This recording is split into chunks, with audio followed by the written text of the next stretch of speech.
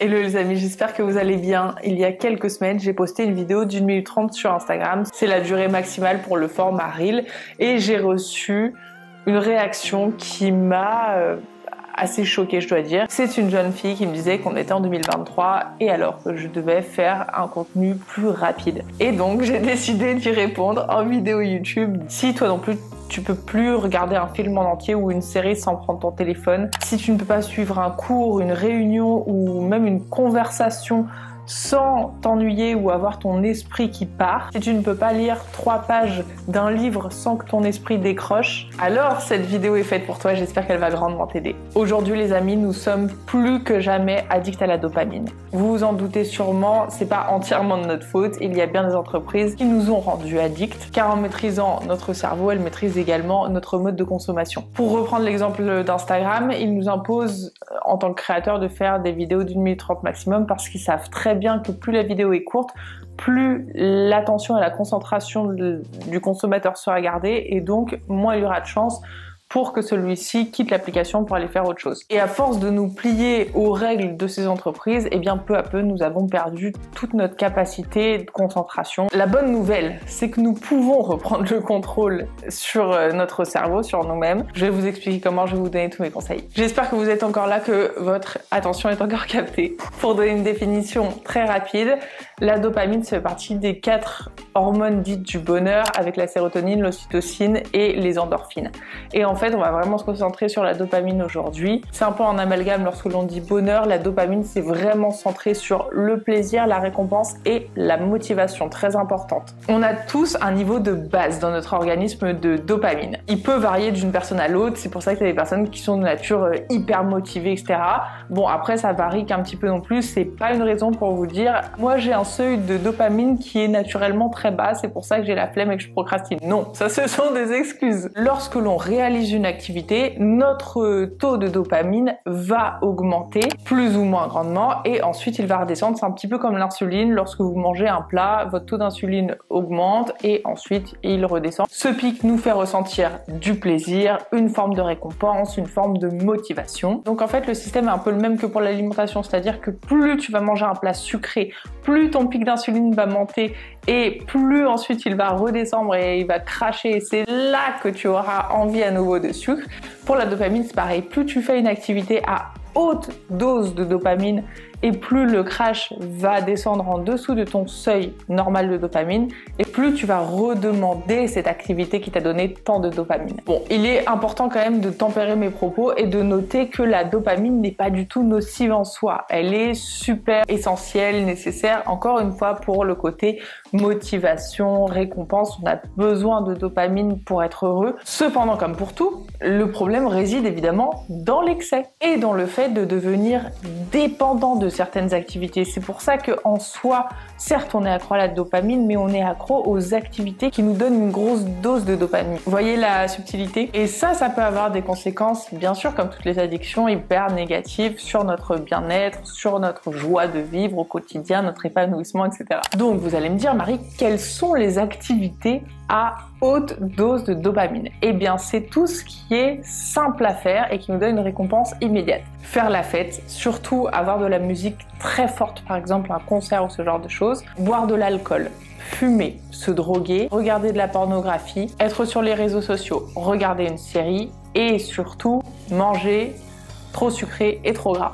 Ça aussi, ça apporte beaucoup de dopamine, en plus d'apporter beaucoup d'insuline. Et évidemment, quand on est addict à ces activités, on en redemande toujours plus pour garder toujours son pic très haut. Mais c'est pourquoi se couper de tout ça, ne serait-ce qu'une semaine ou alors un mois, ou tout du moins réduire, c'est toujours mieux que rien. Ça va avoir des conséquences super positives sur notre bien-être en général. Déjà, la première des choses et la plus importante, celle qui va vraiment changer votre vie, c'est avoir une meilleure capacité de concentration, de focus. Réaliser avec plus de facilité des tâches qui nous semblaient difficiles lorsque l'on était addict à certaines activités qui nous provoquaient un fort pic de dopamine. Une meilleure énergie grâce à une meilleure qualité de sommeil et aussi évidemment beaucoup moins de stress, beaucoup plus de sérénité. Et en fait, ce qui est formidable, c'est que la dose dont tu as besoin pour ressentir un certain taux de plaisir, quand tu arrêteras de faire ces activités à trop haute dose de dopamine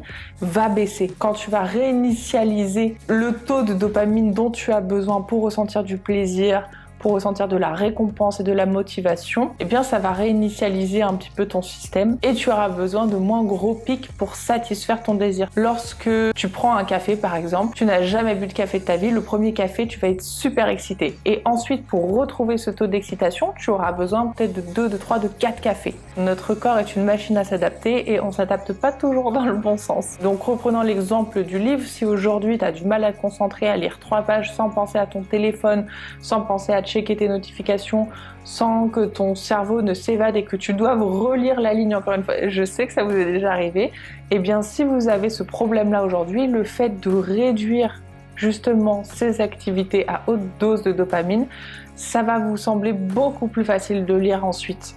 Vous aurez beaucoup moins envie de décrocher, vous serez beaucoup plus concentré, vous serez plus absorbé dans des tâches dont la dose de dopamine est moins forte. Ok, trop cool, vous êtes convaincus. On a tous envie de réduire notre dépendance à la dopamine. Comment se couper des activités à gratification instantanée pour naturellement valoriser davantage la gratification différée. Et la première des choses, c'est évidemment de passer moins de temps avec son téléphone et pour ça la chose la plus simple que je pourrais vous donner, c'est de trouver des activités qui vous empêchent totalement d'utiliser votre téléphone, dans lesquelles c'est absolument impossible, et c'est souvent des activités sportives. Par exemple, faire un tennis, tu vas pas avoir ta raquette dans une main et ton téléphone dans l'autre, c'est absolument impossible d'utiliser ton téléphone. Ou alors un basket ou une séance de danse, bref, le sport en général. Personnellement, je n'ai jamais regretté une séance de sport. Ça m'est jamais arrivé de me dire oh, j'aurais pas dû faire du sport. Bah non,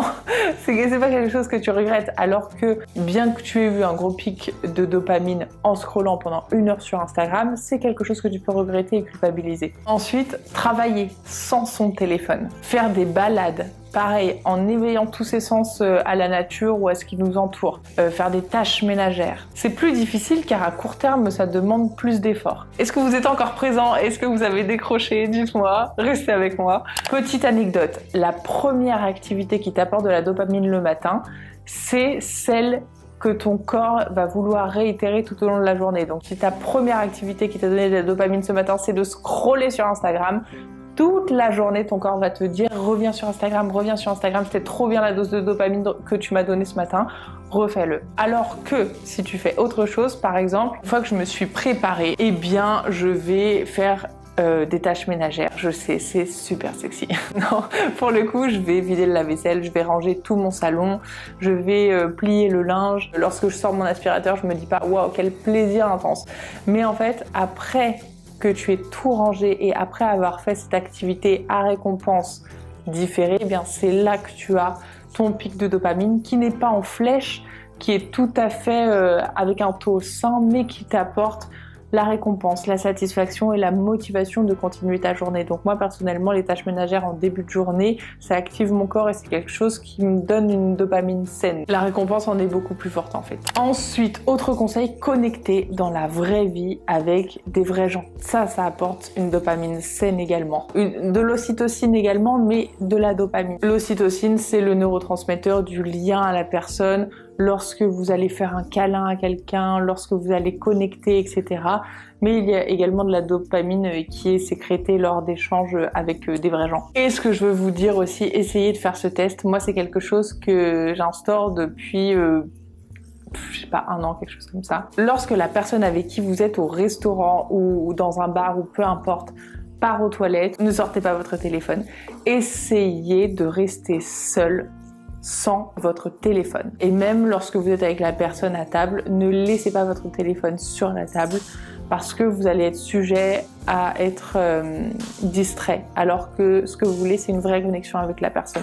Essayez vraiment de ne pas sortir votre tel, vous allez voir, la différence est folle. Au début, vous allez être extrêmement inconfortable. Et pourquoi ça va vous mettre mal à l'aise? Quand tu es sur ton téléphone, tu fuis, tu évites ta propre vie et tu regardes celle des autres. Tu évites tes propres challenges, tes propres difficultés, tes propres problèmes, tes propres angoisses, ta propre petite voix. Et tu écoutes celle des autres. Alors que si tu avais été seul sans ton téléphone, eh ben, ta petite voix se serait exprimée non pas pour commenter ce que tu vois, mais pour commenter ce que tu ressens. Et là, tu pourrais te dire, ma vie sentimentale est catastrophique, j'aime pas mon travail, tous les problèmes que tu as et que tu enfouis. Et c'est en ça que c'est inconfortable. Et c'est pour ça que tu as l'impression qu'aller sur les réseaux sociaux, aller sur ton téléphone, ça te détend, ça te déstresse parce que ça fait taire la petite voix. Et ça fait du bien de faire taire la petite voix, évidemment, mais tu peux le faire autrement. Et aussi, le fait d'entendre cette petite voix, ça te permet justement de changer ce qui va pas dans ta vie. Et ça te permet de l'écouter, et ça te permet de prendre des décisions en adéquation avec ça. Même si ça fait peur, même si c'est inconfortable, c'est quelque chose qu'on doit faire pour ne pas subir sa vie et être obligé de regarder celle des autres pour se sentir mieux, c'est vraiment très très important. Pour revenir sur les réseaux sociaux, la dopamine, la gratification immédiate, la récompense immédiate, lorsque tu postes une photo aussi, ça va te faire un pic de dopamine parce que tu as la gratification instantanée des likes où on va te confirmer, on va te valider que l'on t'aime, que ce que tu as posté c'était bien, que tu es belle, que tu es intéressante. Les likes, c'est une grande source de récompense immédiate. Et ça me permet d'aborder un autre point qui est lié à ça et qui est également lié aux résultats. Il est absolument essentiel. Est-ce que vous êtes encore avec moi? Il est absolument essentiel de réussir à sécréter de la dopamine parce que oui, vous pouvez décider que vous voulez sécréter de la dopamine. Il est absolument essentiel de le faire lors du processus et pas uniquement pour le résultat. Quand j'aurai perdu 10 kilos, je me sentirai enfin bien. Quand j'aurai obtenu ce diplôme, je serai fière de moi. Quand j'aurai réussi à faire 5 000 € par mois, là, je pourrais dire que j'ai réussi ma carrière. Là, on parle que du résultat. Et le résultat, c'est quoi? C'est l'arrivée en haut de la montagne. Ça dure 2 secondes et après, tu redescends ou tu passes à une autre montagne. 99% du temps, tu le passes dans le processus. Alors, si tu attends le résultat pour pouvoir te délivrer la dopamine, pour pouvoir t'autoriser à être heureux et à être fier de toi, laisse tomber, tu vas passer toute ta vie à attendre en fait et à jamais vraiment éprouver une fierté personnelle, un bonheur et la satisfaction des petites choses. Donc, il faut absolument trouver un moyen de tomber amoureux du processus, comme on dit. Et pour ça, évidemment, j'ai une petite astuce pour vous. Instaurer un système de récompense. Ça peut être manger 3 bonbons au bout de 7 dossiers traités, si c'est votre kiff à vous. Ça peut être une célébration interne. Pour vous donner un exemple, Kobe Bryant, à chaque fois qu'il se rendait à l'entraînement à 4 h du matin, c'était absolument tous les jours, il se célébrait en se disant « Bravo d'avoir la discipline d'être là lorsque tes adversaires sont encore en train de dormir. Je suis fière de moi parce que je suis venue à l'entraînement. » Alors c'est un peu à l'américaine évidemment, on n'est pas obligé d'avoir cet esprit de compétition à chaque fois, mais c'est pour vous montrer que tu peux te célébrer et être fier d'avoir eu la discipline de rester dans le processus. Parce que oui, les mots nous délivrent de la dopamine. Les mots sont super puissants tout autant que les actes. Et c'est pour ça que j'aimerais terminer avec un petit mot de solidarité que je trouve super important. Parce que j'ai toujours eu la chance d'être encouragée, surtout par ma maman, qui m'a délivré de la dopamine saine tout au long de mon enfance, qui m'a toujours dit que je pouvais y arriver. Ma mère, ça a toujours été mon coach, quoi. Je lui en suis très très reconnaissante parce que lorsque tu as un mentor comme ça, un coach dans ta vie qui par les mots te motive, c'est tellement plus facile de rester dans le processus et de rester discipliné. C'est pourquoi je vous invite aujourd'hui à devenir le supporter de ceux que vous aimez. Délivrez-leur de la dopamine. Tu vas avoir une amie en vrai, en physique, dans la vraie vie, tu lui dis, tu sais, je suis trop fière de toi. Bravo parce que tu es super impliquée dans ce projet. Je sais que c'est pas facile, mais tu lâches rien et franchement, tu m'impressionnes et je t'admire beaucoup. Alors bravo, continue, c'est incroyable ce que tu fais. Ne soyez pas avares de compliments, les amis. Le succès des uns ne provoquera pas votre échec. Il y a de la place pour tout le monde. Encourageons-nous mutuellement et délivrons-nous de la dopamine dans le monde réel, pas qu'en likant les posts de nos amis. Voilà pour cette petite vidéo sur la dopamine, tout ce que j'avais envie de vous dire. J'espère que vous n'avez pas trop décroché et si c'est le cas, je vous laisserai des notes dans la barre d'informations. J'aurais fait comme une petite fiche lorsque l'on révise pour nos examens. Je vous laisserai ça en description si ça peut vous intéresser, avec un sommaire également pour revenir sur un passage en particulier. J'espère de tout cœur que ça pourra vous aider, que ça aura pu faire une sorte de déclic justement pour essayer d'être moins sur les réseaux, de plus apprécier la vraie vie et la dopamine à moins haute intensité. Parce qu'on est tellement plus heureux quand on apprécie faire des petites activités, et quelle joie d'avoir une concentration sur le long terme et de pouvoir regarder un film en entier sans sortir son téléphone. Par exemple, ça peut paraître bête, hein, mais c'est vrai que il faut réagir. Franchement, au bout d'un moment, il faut réagir. C'est pour ça que ça me tenait à cœur de faire cette vidéo. Je vous embrasse très fort. On se rejoint sur Instagram où je poste des vidéos longues d'1 minute 30 et sinon sur YouTube dimanche prochain à 10 h du matin pour un nouveau weekly vlog. Je vous embrasse, prenez soin de vous. Bye!